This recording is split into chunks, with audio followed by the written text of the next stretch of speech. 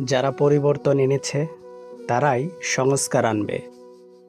আমরা বৈষম্য চাই না, প্রতিহিংসা চাই না, চাই না ভেদাভেদ।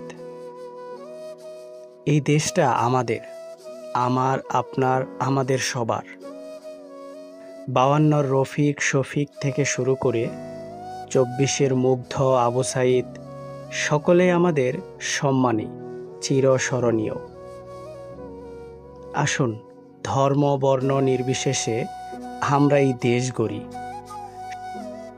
সবার আগে আমাদের পরিচয়, আমরা বাঙালি, আমরা বাংলাদেশি।